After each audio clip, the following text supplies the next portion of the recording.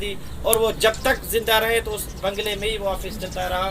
اور اس کی وفات کے بعد کیونکہ شریعہ محمد مطابق اس کے جو وارث جو اس کے بچے ہوتے ہیں اولاد ہوتے ہیں تو وہاں یہ آفس چلانا ہمارے لیے مشکل ہو رہا تھا. اس لیے ہم سب نے مل کر کافی کوششیں کی کہ کبھی سکھر میں آفس بنائے کبھی ادھر بنائے اور الحمدللہ یہاں سعداللہ کے پاس بھی میں نے آفس کی جو افتتاح کی. ایسے لاہور میں بھی ہم نے آفس سے آئے ہوئے تمام دوست شارٹ نوٹس پہ یہاں پہ پہنچے سب کا شکریہ.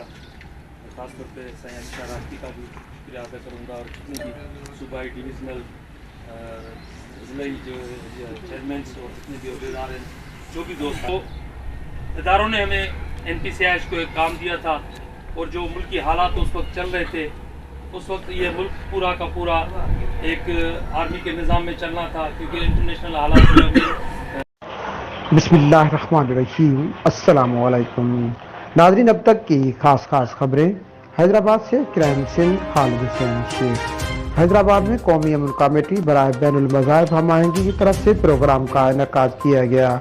ملک کی صورتحال پر بات چیت کی گئی. تفصیل موجود پروگرام میں پاکستان اور سندھ سے کثیر تعداد میں عہدیداران اور ممبران نے شرکت کی. مرکزی chairman Ali Shah Rashdi N P C I H A کے عہدیداران سے خطاب کرتے ہوئے کہا کہ پاکستان ایک آزاد اور خود مختار مملکت ہے. پاکستان کی بقا کے لیے ہمیں شدید محنت اور لگن کی ضرورت ہے.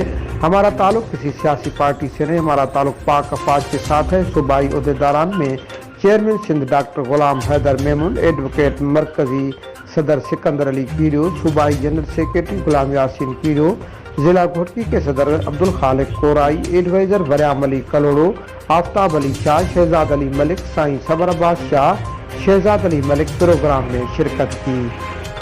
ہر وقت سنسیئرٹی دکھانی ہوگی. اس سسٹم کے ساتھ مضبوط ہونا پڑے گا. ہمارے سیاستدانوں کے حالات آپ دیکھ چکے ہیں. ان کو نہ ملک کی ہے نہ عوام کی ہے نہ اسٹیٹ کی کوئی ان کو سروکار ہے. اگر ان کو کوئی چیز کی سروکار ہے, اگر ان کو کسی چیز کی لالچ ہے تو وہ صرف کرسی کی ہے. وہ صرف کرسیوں کے پیچھے بھاگ رہے ہیں. یہ واحد N P C I H اے جماعت ہے جو صرف حب الوطنی کی بات کرتی ہے, جو پاکستان کو مضبوط کرنے کی بات کرتی ہے, جو پاکستان کی عوام کو مضبوط کرنے کی بات کرتی ہے, جو پاکستان کو یکجہتی کا میسج دے رہی ہے.